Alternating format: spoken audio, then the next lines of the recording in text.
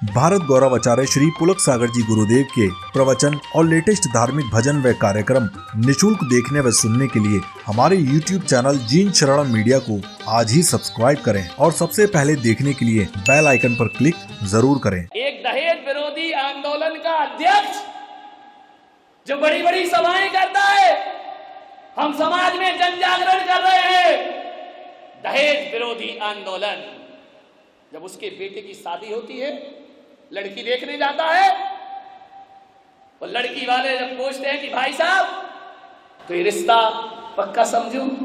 नहीं, रिश्ता तो पक्का है, थोड़ा सा क्या है कि ये लड़की पैर फेंक कर चलती है। तो लड़की के बाप ने कहा पैर फेंक कर चलती तो मैं क्या करूं? बोले ऐसा करो भाई साहब, 5 लाख रुपए और ले लेना। अरे दहेज विरोधी आंदोलन! मैंने दुनिया में दहेज के विरोध में जन जागरण, मैं दहेज महेज नहीं लेता हूं। अरे भाई साहब चलता है बात, 5 लाख रुपए आप ले लीजिए पैर। उसने कहा हाँ यार, बात तो ये है, पैर यार कौन देखता है? सोचो 5 लाख में लड़की का पैर सही हो गया तो फिर रिश्ता पक्का समझे। अरे नहीं, बस लड़की थोड़ा सा बात करते समय तिरछा सा देखती है। बोली भाई साहब 5 लाख और प्लस कर लीजिए। अरे आंख मांख कौन देखता है भाई साहब, हम तो दहेज महेज लेते नहीं हैं, कोई बात नहीं है। बोले लड़की थोड़ा बोलने में हकलाती है। बोले 5 लाख और। बोली लग रही है लड़के की, ध्यान रखिए, बिक रहा है लड़का, सौदेबाजी हो रहे हैं। आप विचार तो करिए। देखो भाई साहब, दहेज महेज के तो हम सख्त खिलाफ हैं, लेकिन क्या करें? आप यदि चाहते हो, आपकी बेटी नाजों से पली है। अब आजकल की बेटियां बसों में धक्का तो खाना नहीं चाहती हैं। कौन लंबा लंबा सफर ट्रेन से, हमें कुछ नहीं चाहिए। तुम्हारी बेटी आप चाहो कि बसों में धक्के नहीं खाए, एक 10-20 लाख की कार तो हम तो जिंदगी में उस कार में बैठेंगे नहीं। हमने तो सौगंध खाई, हम जिंदगी में कभी दहेज नहीं लेंगे। हम तो समाज सेवक लोग हैं, हम तो सोशल वर्कर। लेकिन लड़कियां कहां मानती हैं आजकल। एक कार हो जाए तो फिर मामला। और देखो भाई साहब, हम लोग गांधीवादी लोग हैं, हम तो पुराने जमाने के लोग हैं। हमारे यहाँ नौकर नौकरानियां तो रहती नहीं है, लेकिन आजकल की बेटियां खाना बनाना कहाँ जानती हैं। एक काम करो, नौकरानी लगेगी थोड़ा बहुत बच्ची की खुशी के लिए। और आजकल भाई साहब आप तो जानते हैं, ये बच्चियां भूखी रह जाएं लेकिन डायमंड सेट पहने बिना नहीं रहती हैं। अब आप क्या चाहते हो कि आपकी बेटी बिना आभूषण के दिखाई दे? भरी समाज में हमें जाना पड़ता है, एक आध डायमंड सेट, हमें दहेज नहीं चाहिए। तेरे की आदमी की जिंदगी, मुंह में राम बगल में छुरी, कितनी स्टाइल से मांगता है। नुमाइश हो रही है लड़की की। लड़की देखने जाते हैं, लड़के लड़की को अलग बंद कमरे में छोड़ देते हैं कि बेटा आप बात कर लो, हम माँ बाप बाहर बात कर रहे हैं, बाहर नोटों की बात हो रही है, अंदर लड़के लड़की बात हो रहे हैं। तो कैसी झांकी बना रखा है बेटियों को, प्रदर्शनी बना रखा है बेटियों को। लड़के ने पूछा क्यों, तुझे गाना गाना आता है? लड़की ने नीची निगाह करी, बोले नहीं मुझे गाना नहीं आता है। तो बोले एक बात बता, तुझे नाचना आता है? लड़की ने कहा नहीं मुझे नाचना नहीं आता है। पूछे जा रहा। लड़की ने कहा एक प्रश्न मैं पूछ सकती हूँ? लड़के ने बोला पूछो, क्या पूछना है? बोले तुझे ढोलक बजाना आती है? उसने कहा क्या बदतमीजी है ये? बोले आप 1 घंटे से बदतमीजी कर रहे हैं मेरे साथ कि तुझे नाचना आता है कि नहीं, गाना आता है कि नहीं। प्रश्न पे प्रश्न किए जा रहे हैं और मैंने एक प्रश्न कर लिया तो बदतमीजी हो गई। बदतमीजी आपने शुरू की है। आप मुझसे पूछ रहे तुझे गाना आता है, तुझे नाचना आता है? कमबख्त जरा ये बता तुझे ढोलक बजाना आती है कि नहीं? बोले क्या मतलब है? बोले जब मैं नाचूंगी गाऊंगी ढोलक क्या तेरा बाप बजाएगा? मान्यवर, लड़कियों को थोड़ा सा तैयार रहना होगा। दहेज के भेड़िए घर में आए, धक्के मार कर भगा दीजिए। लड़की के पिताओं से कहूंगा, दहेज के लोभियों को अपने घर में कभी घुसने मत देना। सासुओं से निवेदन है, घर में बहू लाना, बहुरानी मत लाना, ध्यान रखना। हर सास, हर लड़के की मां सोचती मेरे घर में पैसे वाले की बहू आना चाहिए। एक सास ले आई पैसे वालों की बहू, बहुत करोड़पतियों की बहू लेकर आ गई। एक बात ध्यान रखना, रिश्ते हमेशा बराबरी वालों में करना चाहिए। ना अपने से नीचे वालों से करो और ना अपने से ज्यादा ऊपर वालों से करो। ऊपर वालों से करोगे तो तुम्हें नजरें झुका के जीना पड़ेगा, और नीचे वालों से करो तो थोड़ा क्या मिल जाता है, वो बहू अपने आंपे से बाहर हो जाया करती है। जिसने कभी जिंदगी में पैसा नहीं देखा, थोड़ा बहुत मिल जाता है तो वह इंसानियत की हत्या कर दिया करती है। मान्यवर ध्यान रखिए। एक सास बहुरानी ले आई।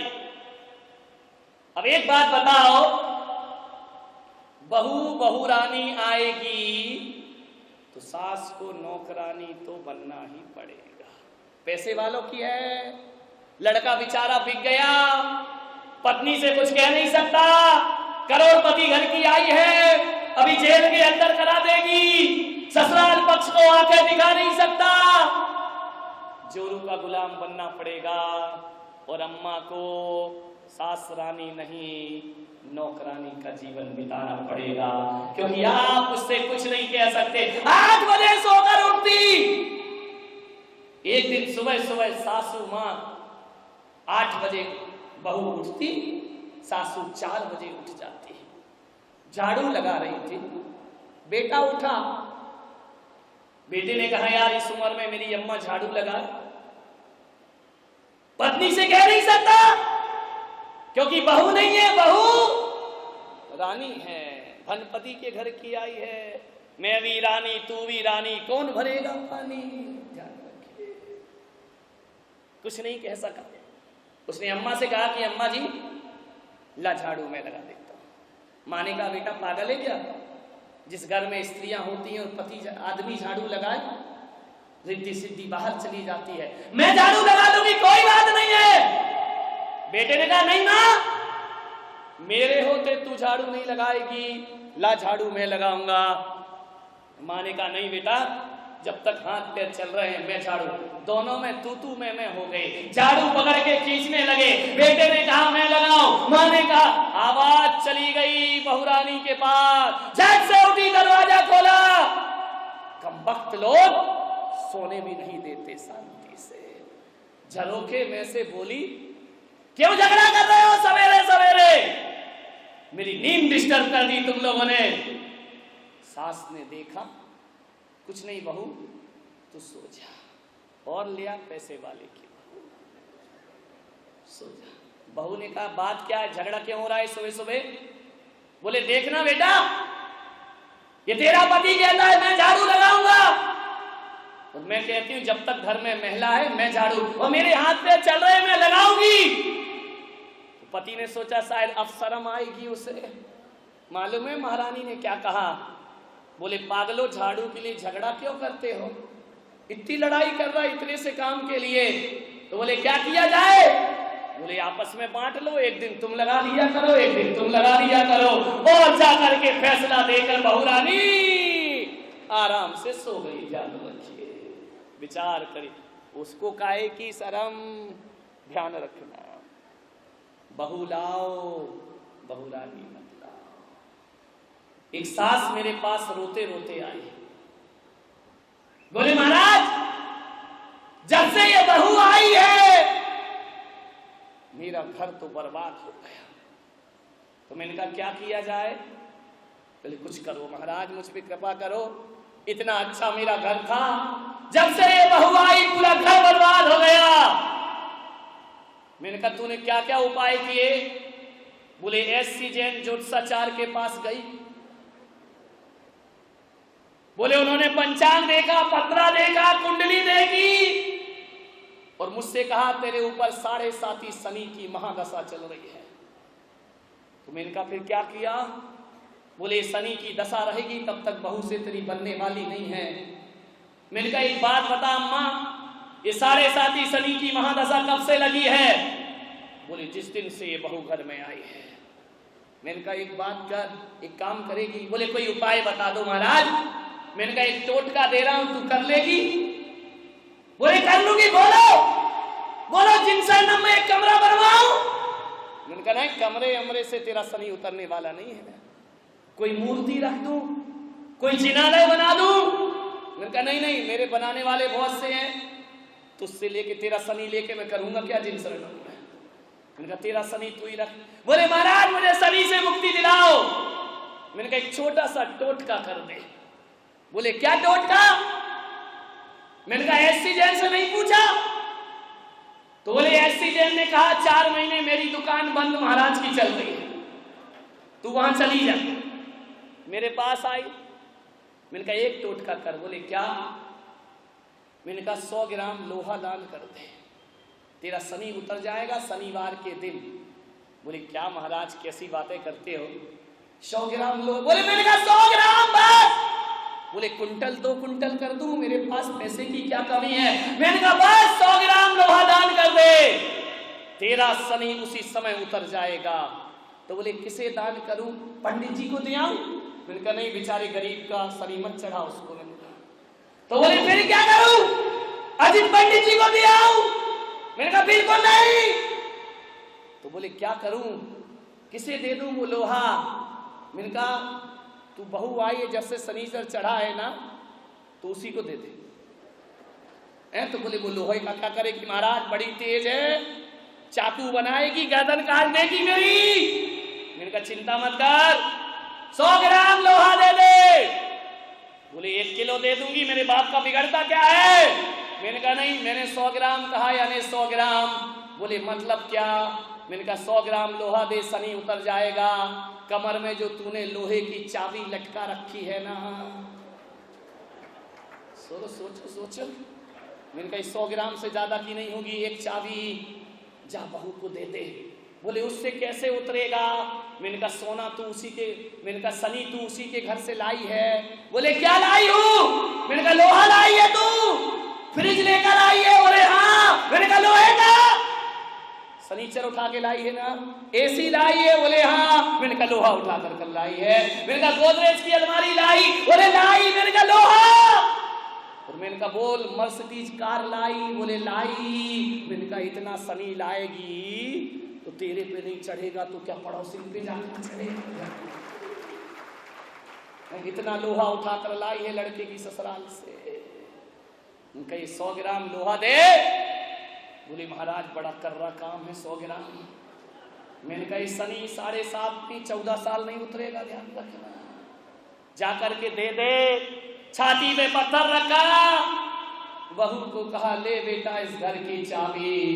बहू ने कहा हो गई अब मैं राजी, उतर गया सारा शनि, ध्यान रखना। इतनी होशियार हैं ये महिलाएं। नहीं यहाँ वालों की बात नहीं कर रहा, सीकर वालों की बात कर रहा हूं।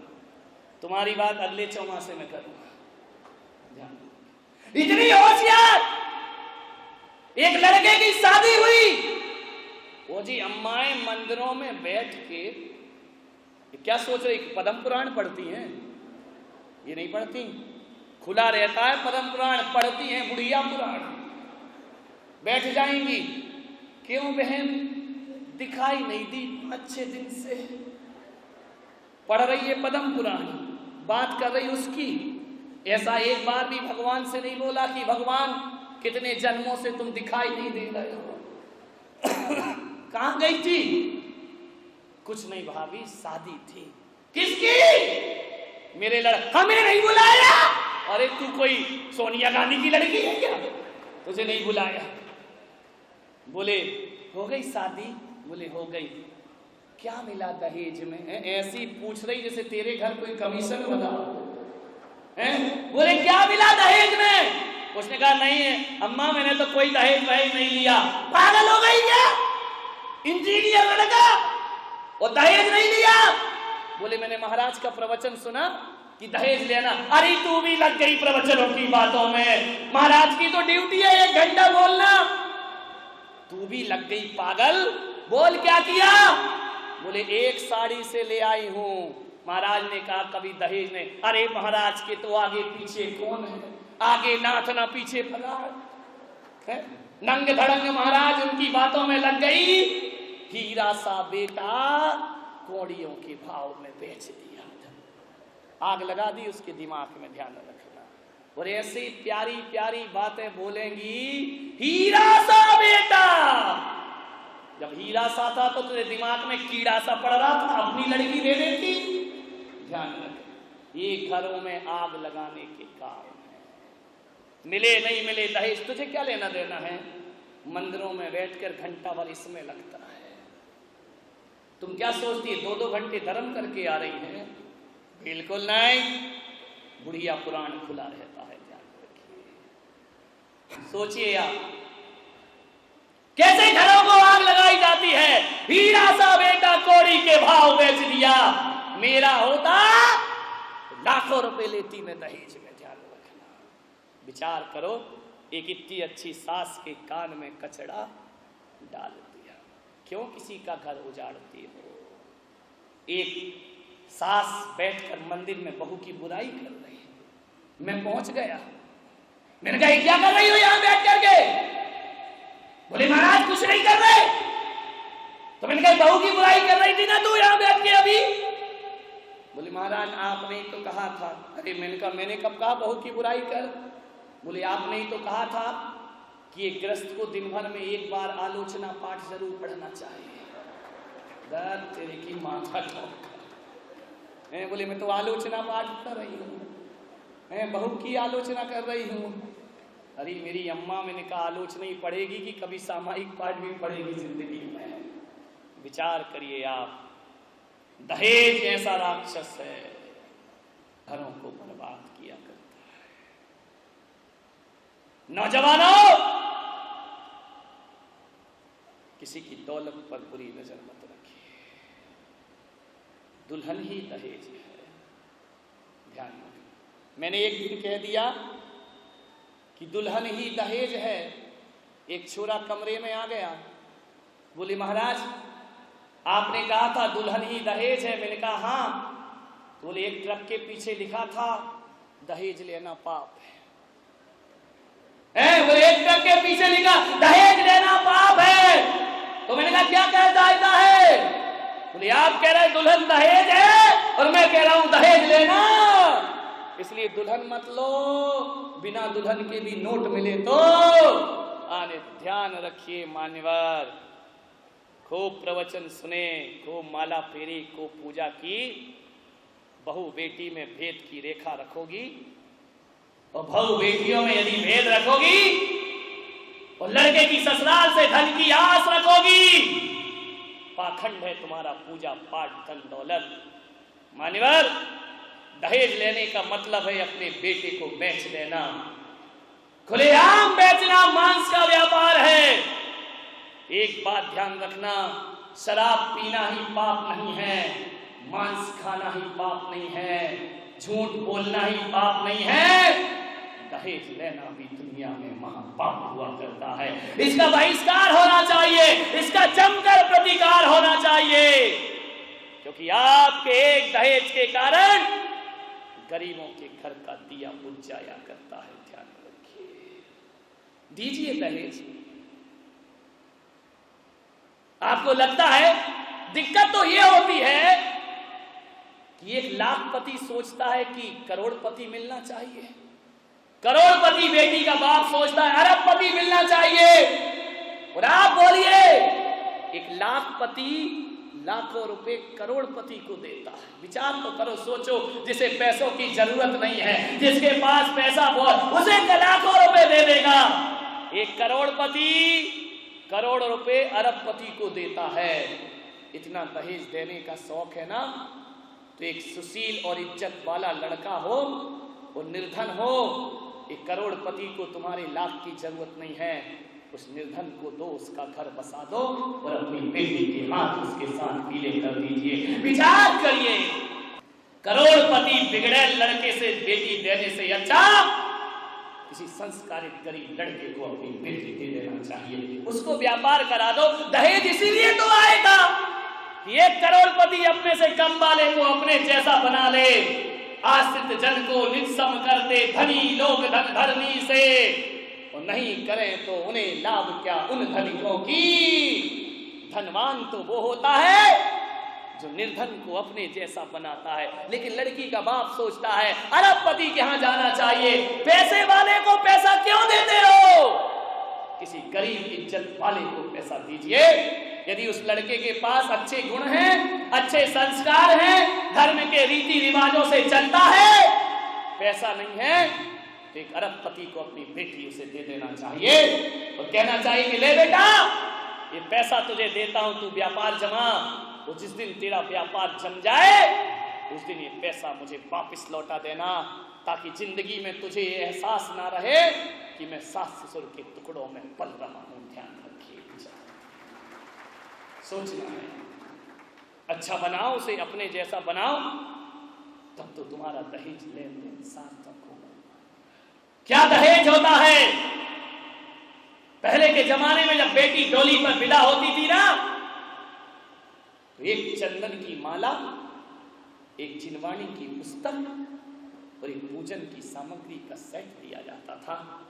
उस बेटी से कहा जाता था बेटी अब ये घर तेरा नहीं, अब वो घर तेरा है।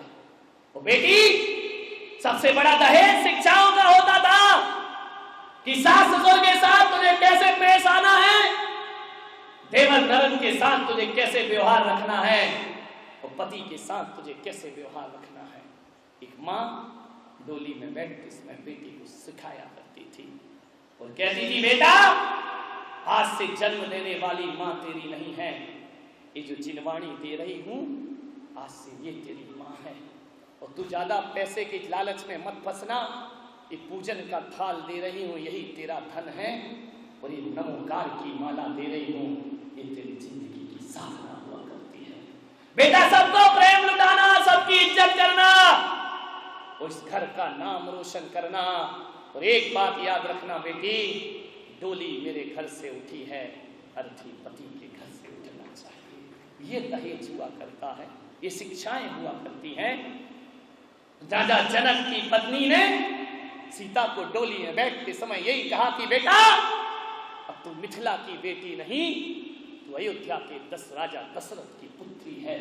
जहां तुझे दहेज में यही प्रदान करती हो, जहां पति का जीवन हो वहीं पत्नी का जीवन हुआ करता है।